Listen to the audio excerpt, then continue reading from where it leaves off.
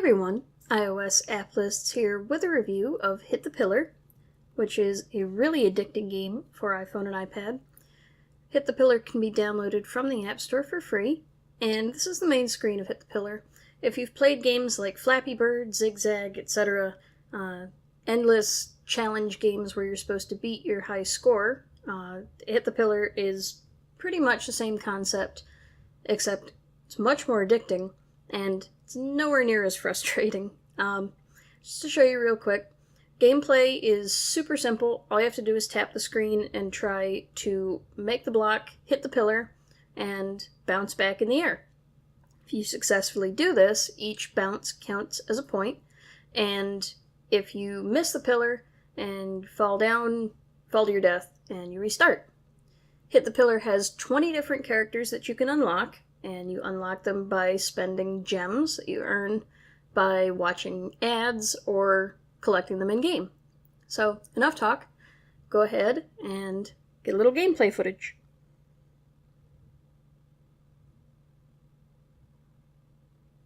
So you see, it's pretty straightforward. Like I said, timing is everything.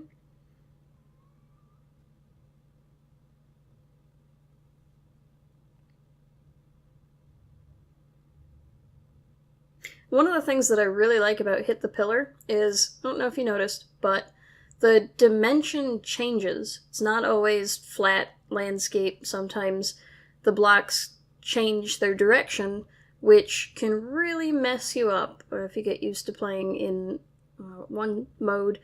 As soon as the blocks rotate, you're all thrown off. So Hit the Pillar really does keep you on your toes in that regard, and personally I think that's awesome.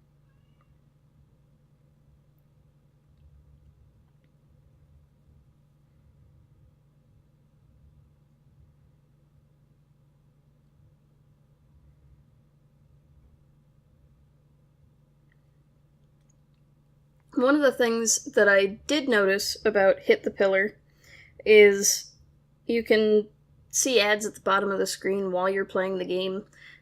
Personally, I didn't find them too intrusive, and when you're tapping, you're pretty much located in the middle of the screen, so you're probably not going to accidentally hit them. They don't flash while you're playing, so they don't really distract you.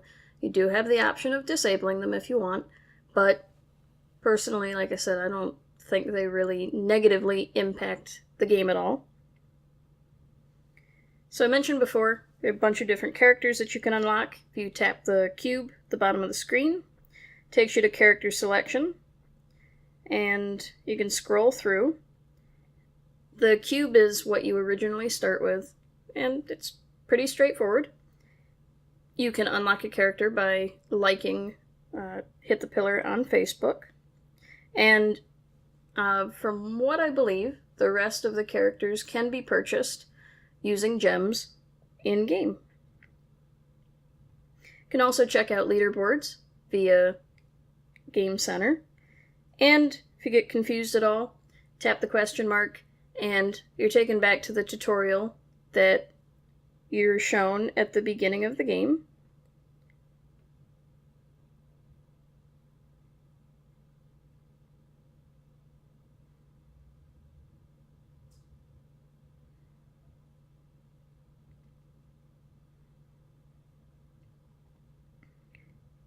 As far as overall thoughts on Hit the Pillar, this is definitely one of my favorite games that I've reviewed, and I had an incredibly hard time putting it down. I love games like this because it seems like the more you play them, naturally the better you get at them.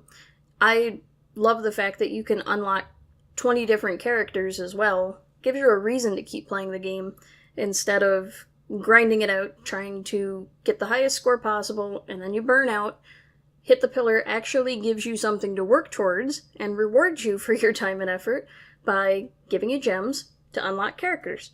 So I think that is a huge plus, and it puts it leaps and bounds above other games like Flappy Bird and whatnot, where you just feel like you're wasting time mindlessly tapping the screen.